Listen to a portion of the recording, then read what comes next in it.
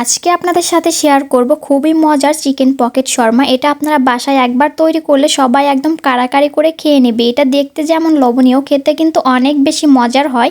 Chicken pocket Sharma তৈরি করার জন্য প্রথমে আমি একটা বাটিতে 1 কাপ নিয়েছি আটা। ময়দা দিয়েও তৈরি করতে পারেন। এরপর স্বাদ মতো লবণ দিয়েছি, 2 চামচ চিনি, 2 চামচ দিয়েছি গুঁড়া দুধ, 1 চামচ ইস্ট। এখন এই সবগুলো উপকরণ ভালোভাবে মিশিয়ে নিব। এরপর এখানে আমি অল্প অল্প করে কুসুম গরম পানি দিয়ে একটা ডো তৈরি করে নিব। আপনারা চাইলে গুঁড়া দুধের পরিবর্তে এখানে কুসুম গরম দুধ দিয়ে ডোটা তৈরি করে নিতে পারেন।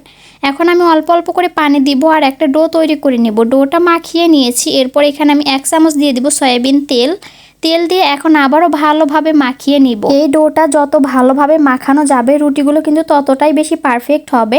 ডোটা মাখানো হয়ে গেছে, এখন এটাকে আমি ঢেকে রেখে দিব। ফিরে আসলাম 1 ঘন্টা পর। 1 ঘন্টার ভিতরে কিন্তু ডোটা এতটা বেশি ফুলে উঠেছে। এখন এটাকে আমি আবারও একটু ভালোভাবে মথে নিব। আপনাদের হাতে সময় বেশি থাকলে এটাকে আপনারা 2 থেকে 3 ঘন্টার জন্য রেস্টে রাখতে পারেন। এখান থেকে আমি 2টা লেচি কেটে নিয়েছি। এখন একটা লেচি নিয়ে আমি একটা মোটা করে রুটি বেলে নিব। একটু আটা ছিটিয়ে দিয়েছি। এখন আটা দিয়ে রুটিটা বেলে নিব।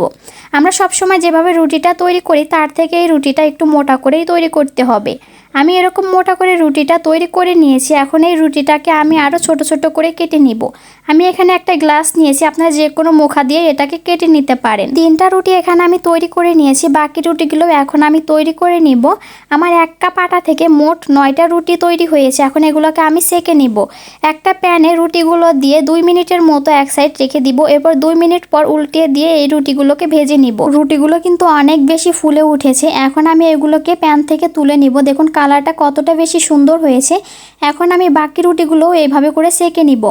এখন আমি চিকেনের পুরটা তৈরি করে নিব। প্রথমে আমি হাড় ছাড়া মুরগির মাংসকে ছোট ছোট করে কেটে নিয়েছি। এরপর দিয়েছি 1 চামচ আদা রসুন বাটা, 1/2 চামচ দিয়েছি কালো গোলমরিচ গুঁড়া, ঝালের জন্য দিয়েছি লাল মরিচ গুঁড়া, লবণ এবং 1 চামচ সয়া সস, 1 চামচ দিয়েছি সয়াবিন তেল।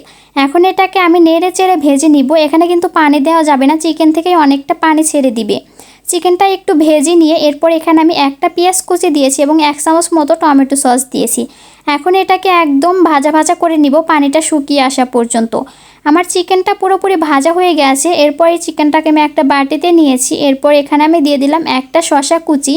এরপর দিয়েছি একটা কাঁচামরিচ কুচি, 2 চামচ মেয়োনিজ। এখন এই সব কিছু একসাথে ভালোভাবে মাখিয়ে নিব। সব কিছু একসাথে মাখিয়ে নিয়েছি। শর্মার জন্য চিকেনের পুরটা আমাদের রেডি। এরপর আমি যে রুটিগুলো আগে থেকে সেঁকে রেখেছিলাম এই রুটিটাকে একটা ছুরি দিয়ে এভাবে করে কেটে নিব। এরপর মাঝখানে আমি চিকেনের পুরটা একদম ভরে দিয়ে দিব। আপনাদের পছন্দ মতো চিকেনের পুরটা মাঝখানে দিয়ে দিবেন। দেখুন আমাদের একটা চিকেন পকেট শর্মা তৈরি হয়ে গেল। দেখতে কিন্তু অনেক বেশি লোভনীয় লাগছে। এইভাবে করে সবগুলো শর্মাই আমি তৈরি করে নিব। সবগুলো শর্মাই আমি তৈরি করে নিয়েছি। শর্মাগুলো দেখতে কিন্তু অনেক বেশি লোভনীয় লাগছে। এগুলো শুধু দেখতে লোভনীয় না, খেতে কিন্তু অনেক বেশি মজা হয়। বাসায় আপনারা শুধু একবার এই শর্মাটা তৈরি করে দেখবেন। তৈরি করা মাত্র সবাই একদম কাড়াকাড়ি করে খেয়ে নেবে। এটা তৈরি করতে কিন্তু বাড়তি কোনো ঝামেলা নেই। খুব সহজেই শর্মাগুলো তৈরি করে নিতে পারবেন। আমার আজকের এই শর্মার রেসিপিটা কেমন লেগেছে কমেন্ট করে জানাবেন। রেসিপি ভালো লাগলে শেয়ার করে দিবেন। আজকের মতো এখানেই বিদায় নিচ্ছি। ভালো থাকবেন সবাই। আল্লাহ হাফেজ।